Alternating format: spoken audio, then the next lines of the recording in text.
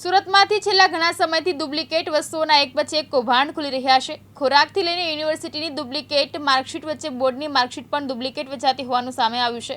આ માર્કશીટના આધારે 2 આરોપી યુકે અને કેનેડા જતા રહ્યા હોવાનું પણ સામે આવ્યું છે। ઉત્તરાયણ પોલીસે ડુપ્લિકેટ માર્કશીટના મામલે 6 આરોપી સામે ગુનો નોંધી 3ની ધરપકડ કરી વધુ તપાસ હાથ ધરી છે।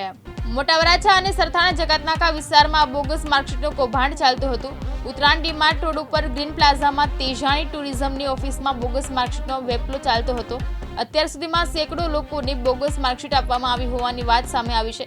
આ કેસમાં ઉત્તરાયણ પોલીસે નીલકંઠ દેવાણી, વિશાલ તેજાણી, સંજય ગેલાણી તેમજ બોની તાલા, વૈભવ તાલા અને ધ્રુવિન કોઠિયાની સામે ફરિયાદ નોંધી છે। જે પૈકી નીલકંઠ અને બોની તાલા બંને વિદેશમાં હોવાની માહિતી સાંપડી છે। ઉત્તરાયણ પોલીસે હાલ 3 આરોપીની ધરપકડ કરી વધુ તપાસ હાથ ધરી છે।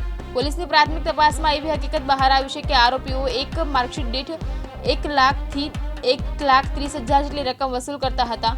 ગુજરાત અને મહારાષ્ટ્ર બોર્ડથી ડુપ્લિકેટ બોગસ માર્કશીટ બનાવવામાં આવતી હતી। ધોરણ 10 અને ધોરણ 12ની બોર્ડની નકલી માર્કશીટ બનાવી આપવામાં આવતી હતી।